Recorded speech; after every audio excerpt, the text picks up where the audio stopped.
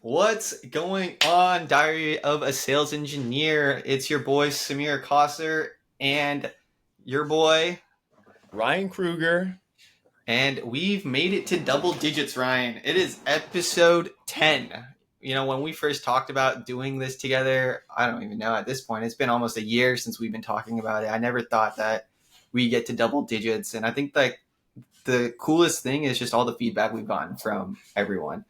Like we both get dozens of messages like thanking us for the pod, really enjoying it.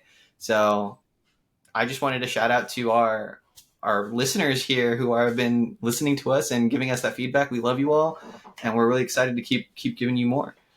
Yeah, Samir, I had mentioned it before, maybe on one of the previous episodes, but when you approached me about this idea, obviously I was like 1 foot in, 1 foot out, 1 foot in, 1 foot out. And then finally you came to Denver and I was like, all right, we're 2 feet in. We got to do it. You came up with the name. You sold me right then and there. I was like, all right, we got to get this thing started. When we got the podcast started, I had never dreamed we'd make it to episode 10. I'd never dreamed we'd have followers and people reaching out to us. It's been an amazing journey so far. I'm looking forward to episode 20, episode 50, episode 100. And it's been awesome. We appreciate all the feedback from everyone too, and the people that reach out and help support the brand that we're creating. And so I think for today, we'll get into the title of the episode, which is Handling Objections. We had some pretty funny jokes that we were running on this, but I mean, honestly, when it comes to objection handling, it's probably the number one thing that makes a great sales engineer. Every single day when you are on a demonstration, you are faced with objections. And the number one thing that you have to do when it comes to objections, I'm going to kick it to Samir, and I wonder if you got it down because I feel like you have it, and I'm looking at you. What would be the number one thing you'd say on how to handle an objection? I mean, I think just like staying calm. One of the like frameworks I actually learned from you back when we were working together was the 4 Ps. And that first step of the 4 Ps, I'm wondering if you just walk us through those 4 Ps. I still look at them every day, and especially when objections come. I know that first step is pause, but if you walk us through those 4 Ps, those frameworks, but staying calm, like you're going to get objections, you're going to want to answer right away. If we follow that 4P framework, step one is pause. And if you could take us through the rest of them, because I learned them from you. Yeah. All right. New title for the episode: Stay Calm and Objection On. Right. That's awesome. Maybe we'll make a whole meme on it. But yeah, step one when you get an objection is to pause.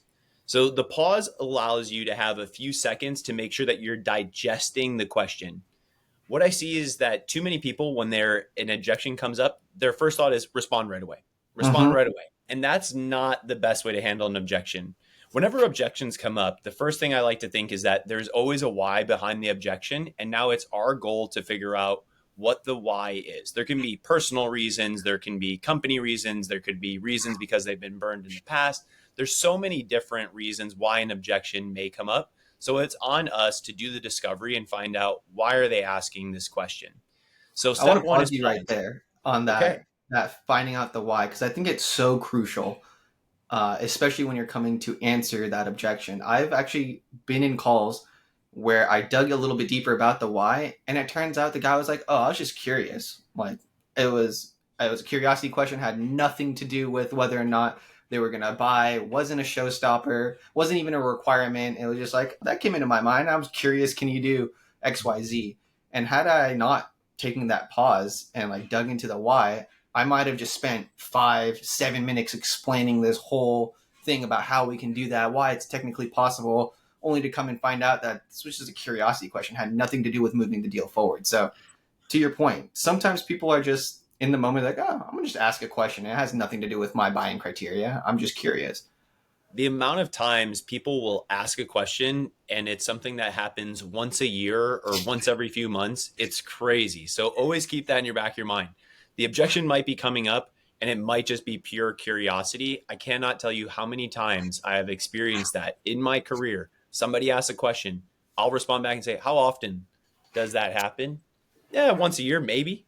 Once a year, maybe. Great. That's what we should focus today's demonstration. We have 1 hour together, but that's what we want to dive into. So this is why you have to figure out the why behind it. So step one is pause. Give yourself a few seconds to understand the question that's being asked. That's the first step in figuring out the objection. If you don't give yourself time to understand it, you're going to respond back towards something they just don't care about. So buy yourself a few seconds. It's okay. We're all human beings. You're allowed a few seconds to understand a question. Step two is paraphrase. Samir, you just mentioned you might have gone down the wrong path. This is why I like to paraphrase it back to the potential customer. So they ask me an objection. I've now taken a minute to understand it. I'll paraphrase the question back. Did I understand it correctly? So I put it in my own words. Now it goes back to them. They can now verify the question that's being asked. Sometimes when I do this, what happens is the question I'm thinking that they're asking is not the question. So I'll paraphrase it back to them. Prospect will let me know, Ryan, that is not even remotely close to what I'm asking. So I would have responded and went down an entirely different path. We might have spent 3, 5, 7 minutes on it. And sometimes people are really nice. They'll let Mm-hmm. you talk for 7 minutes, say, you know what, Ryan, I just don't really care about that. Here's what I really wanted. All right. We've now lost out on a sixth of our call. That's just not going to work out very well. So I love the step of paraphrasing. Paraphrasing makes sure that you and the potential person are on the exact same page towards what you are going to respond to. And The, sometimes when you're doing that paraphrasing step and you pair it back to them, their ask, they might hear it themselves and be like, oh, actually, that is what I said, but what I meant was XYZ. Because, they try to form the question in the moment, then you digested it, you respond back, hey, is this what you're looking for? They're like, oh, no, I'm looking for this part of it. Actually, that's what I care about. So that paraphrasing not only allows you to digest and properly understand, it also gives them an opportunity to make sure that that is where they want to be focusing that objection and that question on. Another thing that might happen when you paraphrase it back to them, if it's a truly, I guess I always like to say there's no stupid questions, but sometimes there are stupid questions. You might paraphrase it back to them. They go, hey, you know what, Ryan, that happens once a year. I actually really don't care. Can we get back to what's really important? So paraphrasing just buys everybody a little bit of time here, and it makes sure that we're going down the right path. Remember, you're not going to have these opportunities to spend hours and hours on a call with a potential customer. You're usually given anywhere from 30 to 60, 90 minutes at best, maybe an hour and 20, or maybe, 2 hours. But most of the time, you just don't have a lot of time with a prospect. So you want to make sure that the time you do have is spent wisely. If you're spending your time in the places that don't need, guess what? That's not going to lead to closed business. So the third step is probe. Probing allows us to find out more information. So when I paraphrase it back, they say, yep, Ryan, that's what I look to do. You already heard me give one probing question, which is how often does that happen? Okay, if they respond back, it happens once or twice a year. My response is, let's focus on things that really matter. I don't want to go down the once or twice thing that happens. It's not a good use of our time. We should be focused on what they came here to see.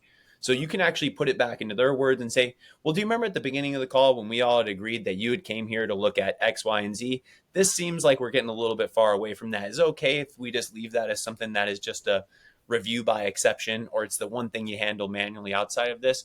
We can always explore it at a later stage, but I think, for everyone on today's call, I think we should focus it where it needs to be. So probing questions allow us to dive a little bit deeper into that why. Why are they asking this question? I always like to try to get quantifiable metrics here if I can. So how many times does it happen?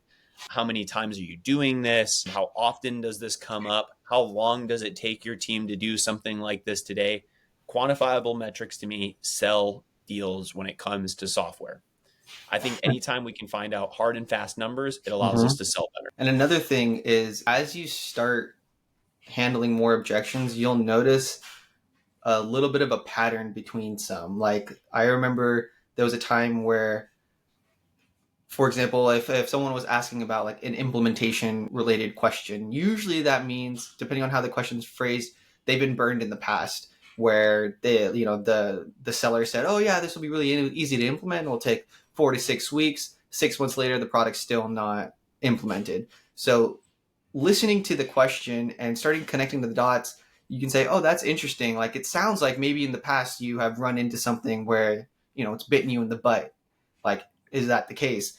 And understanding where that question is coming from can then you can strategically create your answer in a way to ease that almost past negative experience. And so I really like that probe section, and that quantifiable one is also huge help for your AE when they come back and they're making that business case, and you both are working together to make that business case. Oh, remember when you said that this happens 3 times a week and it takes you 2 hours every time you do it? And now with our product, we're able to reduce that. So there's 6 hours of time times 5 people. Here's 30 hours a week, and now we can step back and $100,000 doesn't sound so bad when you're saving Mhm. this much time for this many people at this much per person. Yeah, I mean, if we can ever tie it back to ROI, I mean, this is how we actually sell software. But you said something about the probing that I think is important to actually walk into for a bit. So, in the case where you probe and you found out, okay, they've had trouble with implementation in the past, don't just take that as, okay, they've had problems with implementation in the past. Let me just provide an answer and like that's all I'm going to do. All right, they've had troubles with implementation. What does that mean? Were they the person that actually okayed and greenlit that project? If so, they might have some personal pain around this. So that's why they're specifically asking questions. So just giving them a tier one answer is probably not going to do it for them. They're going to want to actually learn a lot more about your implementation process. Also, if there's personal pain, let's say that they were the person that actually greenlit the last project and we have a failed implementation. Well, they can't bring in more software and have it fail. If so, it might cost them their job.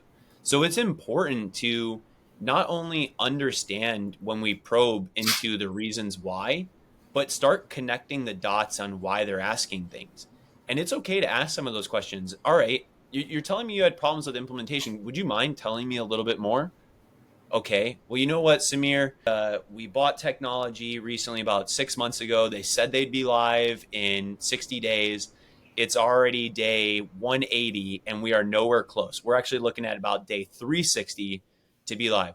Okay. Were you involved in that project, or was this a different project? I was directly involved. I actually bought this software. I'd gone through it, what I thought was good discovery around the implementation, but it's not working out. That's impactful. That's powerful information for you to use.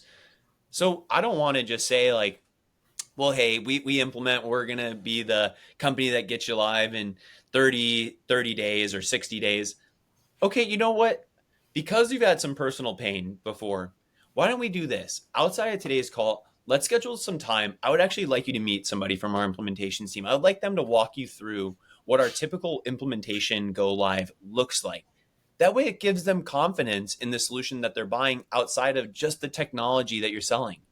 This now gives him or her the access to what they're looking for. What they're looking for is that confidence that this is going to be a successful project. So you can't just give BS type answers. And I find that in sales, we do that often, right? Because Mm-hmm. we kind of do the tier one probing. Oh, you have troubles with implementation. Well, guess what? We have an awesome implementation team. I mean, if I'm on the other side and I've experienced some personal pain, that's probably not going to be enough for me. Yep. Yeah. No, that's a great point. I mean, implementation is, I guess, from like a pre-sales perspective, we don't necessarily, that's not on the forefront of our mind. But as our buyers, in order to get software live, you have to implement it. And so easing that upfront makes a really big impact for us in the pre-sales process.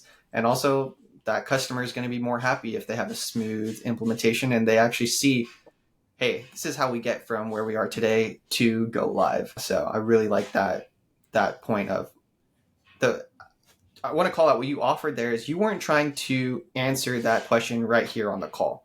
Mhm. You were taking it, acknowledging that yes, I understand, your hesitation around it. You kind of gave the tier one answer of we do have an implementation team, great plan. Why don't we set up a time for you to meet them so you can feel comfortable with them? And this is going to be the person who's going to be helping you, if and when we do get to contracting and we are starting that implementation phase. So I really liked how you phrase that and set that up. And this is what's really important here. If you do not solve the why behind the objection, the deal will stall. You have to get down into the why behind it and then provide an answer that solves for the why. So the last and final P is to provide. Now, when we provide, it's important that we provide an answer that's not only succinct, but it answers the objection.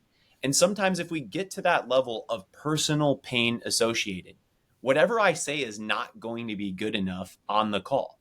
I need to provide something that gives more confidence outside that. Hey, you know what? I want to take that extra call. Now I'm providing without even providing an answer. I'm not even providing an answer to the original objection. I'm actually saying, look, I'm solving your pain. Like sometimes I like to think about it as like I'm almost like a doctor at times, right? I like to take pen and paper notes. And when I'm doing these kinds of questioning and these lines of questioning, I'll be jotting them down just as if I'm a doctor. Can you elaborate on that a little bit more? Walk me through how you're doing that today. Okay, so you're doing it like this. It seems like some of the pain that you're having is because of this manual process that you have. Is that pretty accurate? Okay. All right. Based on what I'm hearing here, it sounds like actually, in addition to the manual pain that's being solved, it actually sounds like you have technology in today that's causing a bigger headache. Do you know, like, what is your expectation for when that software will be out? Oh, you know what? Our contract actually ends in 2 months. Your contract ends in 2 months. Interesting. So when would you like to have a solution live? I would actually like to have a solution live. Oh, so your implementation pain isn't necessarily going to be around a personal pain. It's now an organizational pain Mm-hmm. because now you need to have new software in by the time that contract's done. All right, so what is it going to mean for our sales cycle? We got to go faster. These are just like the smallest little details that trigger us one way or another in sales. Like this is just quick, easy. The more you do it, the better you get at it. But I'll be sitting there, I'll cross my leg, I start, writing down pen and paper. Yeah, let me ask more questions. The more questions we ask, the more answers we get, the more information we have, the better and more likely we are to actually sell a deal. Yeah. You also have the handwriting of a doctor, so I, that it lines up. that is very true. Anybody on this call is very unlikely to be able to read my handwriting. My handwriting's so bad that there are times where I actually have no idea what I wrote in my notes. That's always a problem for a later day. I'm like, oh man, what did I try to say here? No idea. No clue. Never be Yeah. able to. But I like that. It's like there's a little thread and you keep pulling it and eventually it'll take you to a place where had you not gone through the 4 Ps, you would have completely missed. And if you miss on the objections, you are just not going to sell software. Yeah. Objections are, like I said at the very beginning, probably the most critical thing that I find that sales engineers do and that you have to do really, really well. It is like the most tier one skill that a sales engineer should have is the Mm-hmm. ability to handle objections as they come up. If you can't handle objections, then the other stuff is not going to go very well. Yeah. And I think another part is there are some objections or maybe questions that a simple yes or no will suffice. For example, do you integrate with XYZ product, ERP system, CRM system? Do you integrate with Salesforce? Do you integrate with NetSuite? A yes or no will suffice. It doesn't need to be, why is that important to you? Like, what happened? It's like, yes. Yeah, don't 4P in every situation. Do not 4P if you 4P every single question that gets brought up, they are going to be so bored out of their mind. Like, man, this person will never ever answer a question that I ask. But something that I do like to encourage, or something that I found to be helpful, is doing this kind of questioning in your real day to day life. Yeah. I would do it with my wife. I would do it with my family, and they'd always be like, "Ooh, what's happening here?" But then I'd find out the real why behind it, right? And it's like it's helpful in your day to day life. You can practice it, right? It doesn't have to be just reserved for sales calls. But again, if your spouse is not listening, don't 4P them on everything that gets brought up. Tell me why you would like Chick-fil-A over Wendy's today. Like, but use it for the more impactful stuff. It's good. Yeah. Yeah. So I feel like as I see sometimes, I know early on in my career, it was really hard for me to say a simple yes or a simple no. It almost felt like I had to back it up. Like saying yes or saying like a one word answer to some of these questions felt like that wasn't enough. But as I've gotten older and a little bit more mature, it's actually more powerful just to be like, yeah. And We then, host a podcast, Samir. I mean, we're talkers by nature, I yeah. would say. So, like, just giving a one word answer feels uncomfortable. I always struggled with that early on in my career, too. But I'm with you. There's so much power in just a simple yes or no that inspires so much more confidence than a long winded answer. And I get caught doing this all the time, right? Because I want to give the long winded answer. I like to speak. It's hard Hmm. for me to just say, yeah, do you integrate? Yeah, of course we do. That's perfect. There's No. nothing more. What more do you need? Like, what more confidence does someone need outside of the simple, yes, we do? Yeah. I would say, though, if it's a no, you might want to give some answers as to A why little it's a no. context about why, or if it's Right. coming, or like, is that a key? Is that a key thing for you? Is that, a deal breaker? Sometimes it's just curiosity. It's like, oh, we were looking at that product and we were just wondering if you guys talk together or not. So Mhm. there's absolutely times where you want to leverage those four P's for those Yeah, simple if it's a answers. no, ooh, I hate doing that. That's like a Midwest thing, the yeah, no thing. If it's a no, that's like a perfect time to do the four P's. Okay, tell me why, because you already know the answer is no. And then when you can provide with this idea that they call yes and. So this is weird because I'm saying say no, but say yes and. So sometimes the way like I would do this is somebody asked me a question. All right, do you do X feature? I already know in my head the answer is no, but I'll try to figure out a line of questioning of why they're asking this question. Okay, why do you need this feature? Okay, let me figure out the why behind it. Once I figure out the why, I can respond back, you know what? We don't do that today, but we can do this. Or I followed up with another value point. No, and we can do this. And so, like, I'm already spinning it where it's not just a simple no. I'm now giving them value that should be equal or better, and then focusing their attention on that. So that way we get off the thing that they asked that we can't do. Can't do that. You know what? We probably shouldn't, but you know what we can do? We can actually do this. And when you mentioned this earlier on, it seems like there might be a little bit more value. Let's actually jump to that right now. So you can direct the attention differently. I mean, Samir, like, something that I really love that you showed me was all the magic that you do, right? Hmm. And I think it's like the sleight of hand that happens in a demonstration. I think there's a lot of sleight of hand that happens in objection handling, right? It's like you guide me to look at something different. So maybe you can talk about your experience with Magic and how that's kind of shaped your objection handling. Yeah, I think there's a lot of parallels between Magic and just like demoing and being a strong SC. One of them is that nobody knows your demo flow except for you. So if something goes wrong, they're only going to know it goes wrong if you bring attention to it. There's been plenty of times where I've done magic tricks and I've just botched it, but I played it off like it's part of the trick. There's been times where I've been presenting to an audience who there's okay, there's a little bit of a tangent, but there's three types of audience members who, when you watch magic, they'll fall in three buckets. There's one, the people who are just like blown away. That's you, Ryan. Like you're just like, oh my god, how'd you do it? That's crazy. There's one, the like disbelievers. They're like, no, not possible. Like disbelieve. And then there's the ones that get like angry, and they kind of fall in the disbeliever packet. And then there's ones, sorry, those two were together. And then the third one is the ones that like need to figure out how you did it. Like, no, do it again. Do it one more time. Let me watch you like really, really closely and see how you do it. Those ones are kind of annoying because they're the ones who are always trying to like mess up the trick and just mess up your flow.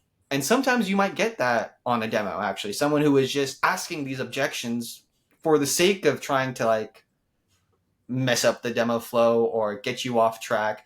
And that's where it becomes really strong that you know where you want to go, you know what your product can do, and that's where you start guiding the audience in the correct direction. So you at times you will have an audience member that wants to take you one way and you have to acknowledge that and then bring it back because most of the time you're not demoing to one person. You oftentimes have a group of people, maybe two or three, and those other two people, if you're working, maybe there's someone from IT, someone who's from like the functional side of the business, and maybe a leader.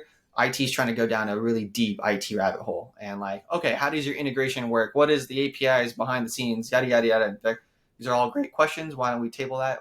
I can send you over our documentation. If we want to do a deep dive session, why don't me and you meet on the side? And now you can really steer the conversation back. So being able to understand the objection, acknowledge it, and then bring it back to where you actually want to go is huge as an SC. And staying calm, not allowing that objection to knock you off your balance. And Magic has helped a lot, especially with the people who are just like, I need to figure out how you did it. I'm gonna try my best to mess you up. And you pick it up like right away. At the beginning of your demo, you'll notice your sense will kind of be like, oh, this is, I don't want to call them like this is going to be a problem audience member, but we always know they're going to ask kind of the obscure corner cases of, oh, this happens one time every year. And so to your point, it's like, oh, how often does it happen? Once? Okay, why don't we come around to something that happens every day? This part that Stacy mentioned. So it's about like audience management too. Magic taught me a lot of audience management, and I think being able to understand who are the players who like want you to win, who are the ones that might throw curveballs at you that you have to be prepared for, and just like kind of a little mental note in your mind. And I think that's like the important thing that I was, really trying to get out of your experience there was just the ability to have these objections and how it helps you ultimately win, right? You're going to get objections that are fastballs. And when you knock out the fastballs, that's like an amazing rock solid demo. But when you get the curveballs, it's how do you handle the curve, right? The best Major League Baseball players in the world are the ones that can hit the curve. And so you have to figure out how do you handle those objections that might go sideways. And you got to be able to detect early on, do I need to redirect? Do I need to address offline? Do I need to address it through like a line of questioning that I might want to do? Is there good information if I go down line of questioning? If you're going to have somebody on the call that might be the skeptic persona, right? Or the person that wants to throw you off your game, you might not want to go down the line of questioning with them. The line of questioning might actually cause it to derail the entire call because you might get into the really nitty gritty. All right, Mm-hmm. do you integrate with this? Oh, can I find out why you're asking that question? Well, you know what? I actually want to do this, this, this, this, this. And they might want to just really knock you off. Okay, that's not worth it for me to go down the line of questioning. You know what? That seems like a really good question. Let's take that one offline. I'll respond to you via email. If we can't address it via email, let's get on a call, just you and I. Boom. Again, you can provide, you can do the final P without actually saying anything. You can provide through actions or actions to happen through the next steps. And so you don't always have to pause, paraphrase, probe, and provide. You can just provide and just, all right, you know what? I already know that this person is going to cause some problems for me. So you know what I'm going to do? Let's actually provide some time to meet later. There's the P. And let's keep the demo focused on what I want to keep the demo on. They're not a key stakeholder. They're not going to be somebody that drives this deal forward or signs on the white line. All right, that's cool. Like, these are just like skills that I find to be very impactful. And the more you work on it, the better you get. The only way you can work on it is by actively trying to do these things. I had a Post-it note sit on my desk for the first 4 years of my career just with the 4 Ps listed on there. So I could glance over and say, you know what? I should have paused there. I should have paraphrased. I provided an answer. It wasn't the right one. I could Mm-hmm. have done more to learn about it. And had I done that, today's demo would have gone a lot better. All right, let's get better for the next demonstration. Here, a question similar. I'm going to pause. I'm going to think it through. I'm going to respond with the answer that actually works. These are like upskilling demos in entirely different ways. And it's a very niche skill, but something that I find to be probably like the top skill. 100%. I think another thing that I used to do a lot, and we've talked about this, is the depends. Oh, it depends. It depends. It depends. So I think when we spend a little bit of time talking about it depends and how sometimes you have to say it because like, it truly does depend. But I remember my first like when I was first objection handling, that was my go-to response. Like out of the gate, it's like it depends, yada yada yada. So It like what? depends is this, man. I got something in my hand. I got nothing in my hands. That it is the nothing moment for everybody on the call. Can you tell me about this? It depends. Why in the world would it depend? There is no situation in which it depends is an answer that should be used in any facet of a technical demonstration. It is something that I believe will derail a call so quickly because now you're turning people that might be on your side into skeptics right away. It depends. Why does it depend? I hate it. It is can't be in the vocabulary as a sales engineer. Yeah. I mean, it feel like sometimes in reality it does, but I think we need to like stop saying it out loud. We can think about it in my eye. Oh yeah, it depends if they're going to do it this way or if they're going to do it this way. That's going to, the data is going to come in a different flow. It's almost like the engineering side of sales engineering is turned on way high when we drop it depends, and it's like not the context to be going in, because then you've like switched into like solutioning mode and thinking about all these edge cases, and that's why it depends comes out instead of focusing on like the value mode. And even if it does depend, I feel like you can say the next sentence after it depends. Like whatever you're going to say after it depends, you can say without saying it depends before it. I actually really like that. I would imagine that most of the time you say it depends. Whatever that next phrasing that you're going to say, you can just say without Yeah. it. And it's just more clear to the person on the other side of the call what you're looking to convey actually means versus the it depends. It's so convoluted at that point. It just becomes so confusing as to what you are actually trying to say. Don't do it in your real life. I do not like it depends. It depends. I like to see it as black and white. It is either yes and no's, especially when it comes to things like technology, especially when we're talking about things like software sales. These are things that there is an answer to everything that we have. It is yes or no. It is not maybe it can. It depends if it could. If you're saying those things, you're already going down the path that Samir mentioned. You're starting to solution on the fly. Solutioning on the fly, there are benefits to doing. Probably a podcast in its own right of like Yeah. building out solutions on the fly, but I don't recommend it too often on a call because you can lose a deal. If you Yeah. solution on the fly and you are not very good, or you are not totally the expert on the product you're selling, you can actually just lose a deal right then and there. Yeah. I don't think you should solution on the fly in front of a prospect personally. I think you should take that time with the prospect, understand their ask, and then go solution with the team behind the scenes where you have the freedom to be wrong, and like it's not going to harm you when you're in like a safe zone that you don't have the prospect looking at you, because as soon as you show that you can be wrong, you erode the trust, and now they're like not going to believe you when you give a confident answer that is correct, but because you have eroded some trust solutioning on the fly or saying it depends, that it's really hard to like build back, almost impossible to build back from, honestly.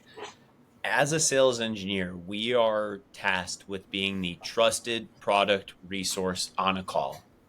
It depends. You are losing the trusted part right away. So now you are just the technical resource that doesn't know a lot. So, how confident should I be that this project is going to go well for me? It's hard to then have confidence when we start doing those kinds of things. You got to play in the lane of being the trusted product resource. How do you do that? Be very knowledgeable on the product. Handle objections with ease. Handle those curveballs with the line of questioning that we're going through. Make sure you ask so many questions when you can, but also know that you can't do it for everything. If there's Yep. simple yes nos, give the yes nos. That establishes you as a really trusted resource. Can you do blank? Yes. Can you do this? Nope. But here's what we can do. These are awesome things to do. But when we start going, okay, well, imagine we're in a world where it's, hold on, we're not, that's the kind of storytelling that gets us in trouble. Maybe if you want to be a movie producer, right? Imagine a world where sales engineers, right? Nobody wants to hear all of that, right? Yeah.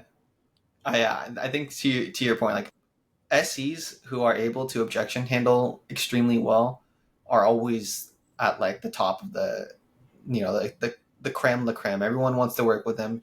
AEs want to work with them more because they trust that they get a tough buyer who's asking hard questions. The SE can handle it. They can take that one to slip through it, be able to counter properly, do that appropriate blocking and tackling in order to continue to progress the deal forward. And it really makes you, that's how you go from, a B, C player to like an A plus player with objection handling. And I think if every SE can remove "it depends" from their vocabulary on prospect calls, that'll automatically like bring you a couple tiers up.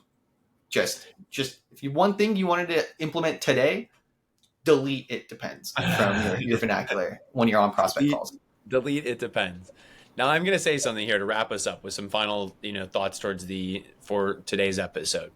There is one last piece of objection handling that I do think is important to touch on.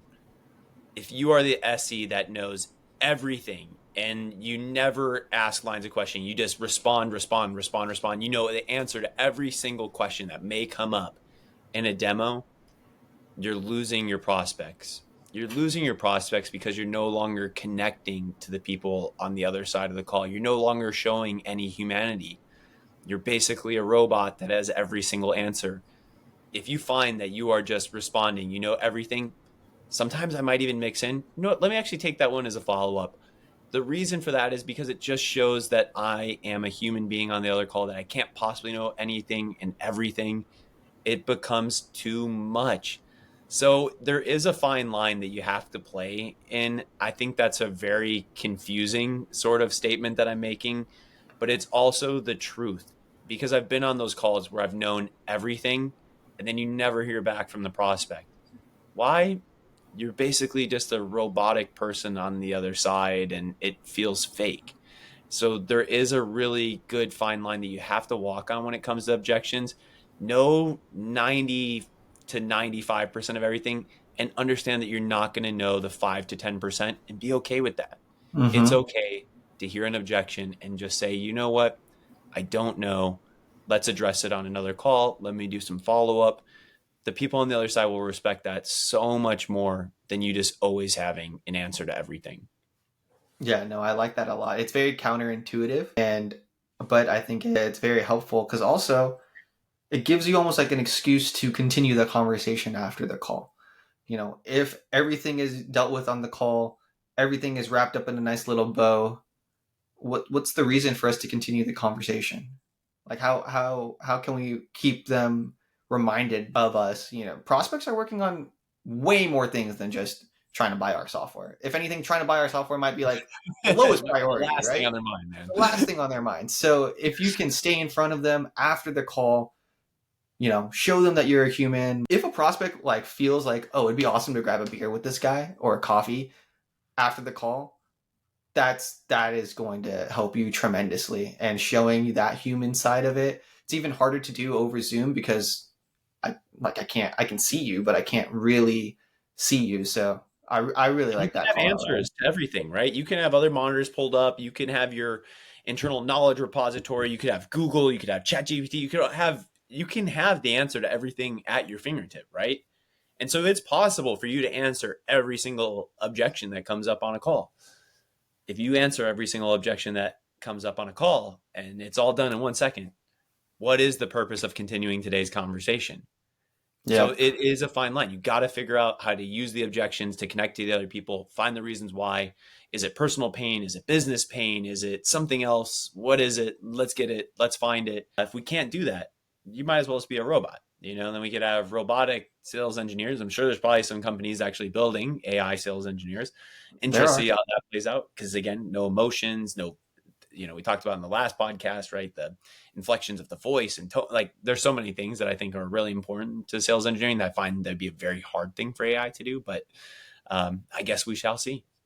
We shall see. So if we could wrap up the four P's again: P number one, pause; P number two, paraphrase; probe; and provide. So write those down, have them on a post-it when you're first learning them. Also, get rid of "it depends."